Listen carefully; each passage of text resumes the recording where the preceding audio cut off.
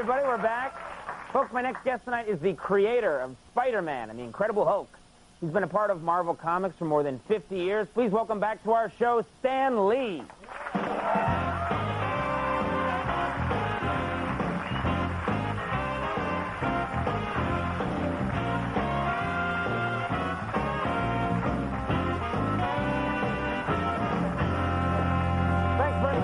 So, I've got this beautifully tailored jacket. I wanted to keep it buttoned, and they put this big microphone, this bulging thing inside of the pocket. Sorry about my that. wife will kill me. How we are have you? crappy technology here. I'm sorry about it. People will think it's a gun. They'll think you're very cool. Hey, that's okay. That's cool. All right, good. Now, let's talk about something. I said in the intro, 50 years you've been working in... Give or take a couple of weeks. All right, give or take a few weeks. That's not important. But for 50 years you've been working in comic book. Is that possible? I mean, did you do anything before? I don't think so. I had other jobs before that. I mean, don't think I only worked in comics.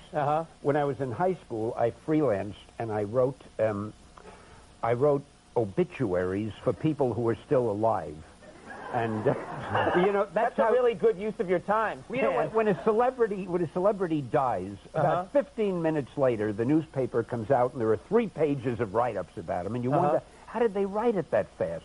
It's all there in advance. Exactly. And that's how you know you're famous. I would love to think somewhere, my obituary, you know, is in a file somewhere. Then I'd know I made it. I don't want to see it too soon, but that's okay. So it's written way ahead of time. Yeah. My obituary could be written. Is that right? Very somewhere well might be. out there it could be written somewhere? It probably is. You're probably in files all over the country. They've probably run it a few times. Who knows? All right.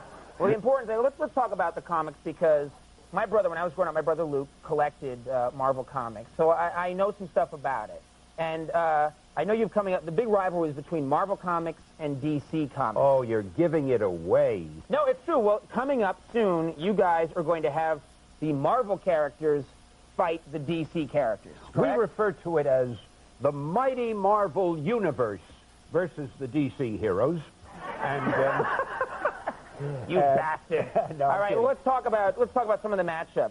Superman versus the Incredible Hulk. Now, I would think Superman would kick his ass. I'm sorry, but Superman... Do you have any competitive shows I can deal with? Yeah. Snyder, just go. No, but like Superman, he's good at everything, you know, and he's...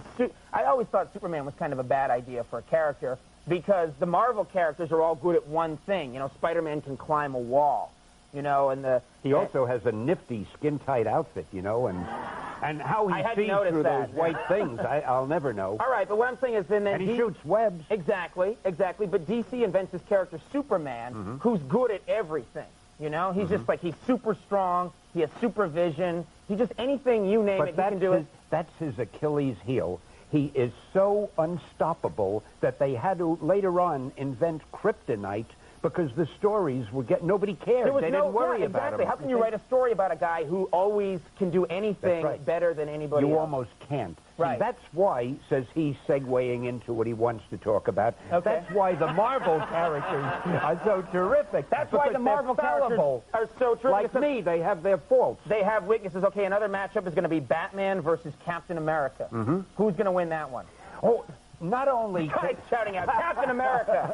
That there is greatness in your audience. Oh, now listen to this. Yeah. That's right. You guys have Captain America.